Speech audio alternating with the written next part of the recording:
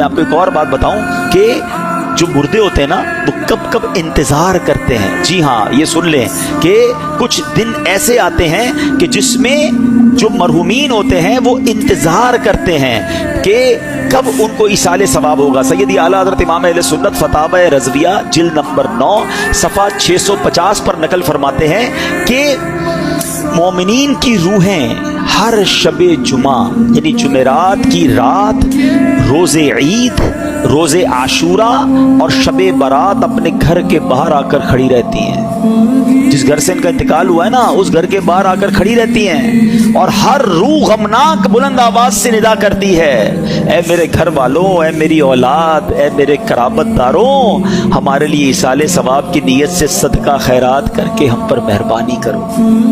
अरवाह घर तक आ जाती हैं इन दिनों में कि कुछ हमें सदका करो, कुछ हमें सवाब पहुंचाओ।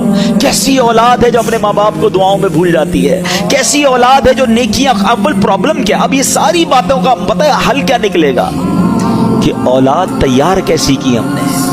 जो औलाद नमाजी ही नहीं है वो क्या इसाले सवाब करेगी, जो औलाद कुरान पढ़ना ही नहीं जानती वो क्या इसाले सवाब करेगी, जिस औलाद को नेकी करने का शौक ही नहीं है वो आपको कैसे इसाले सवाब करेगी। अगर बाप भी नमाजी था, बेटा भी नमाजी था, बेटी भी नमाजी थी, घर में कुरान खानी होती थी, रमजान के रोजे रखे जाते थे, शबे बारात और शबे जनाब कदर वगैरह बड़ी रातों में इबादतों का सिलसिला था, तो जब बाप मर भी जाएगा औलाद को याद आएगा आज बड़ी रात है, इबादत की रात है, चलो वालिद की कब्र पर चलते हैं, चलो उसे कुछ इसाले सवाब करते हैं, आज जुमेरात की रात है अब्बू को याद करते हैं। हमने औलाद कैसी तैयार की है ये सवाल बनता है। हालांकि मेरे मीठे इस्लामी भाइयों हदीसें तो ऐसी ऐसी हैं, सवाब तो ऐसा है कि सच बताऊं कि माँ बाप कमाल की हस्ती हैं, जिंदगी में उनकी खिदमत की तो सवाब और मरने के बाद उनको ईसाल किया ना तो ईसाल करने के बाद भी अपना ही भला है, हमें ही फायदा है। प्यारे आका फरमाते हैं कि जो अपने माँ बाप की तरफ से हज करे, अपना हज तो कर लिया, अब नफली हज करने जाता है, मैं दुआ करता हूँ अल्लाह इस साल हम सबको हज अता फरमाए। और जिन्होंने हज कर लिया है ना,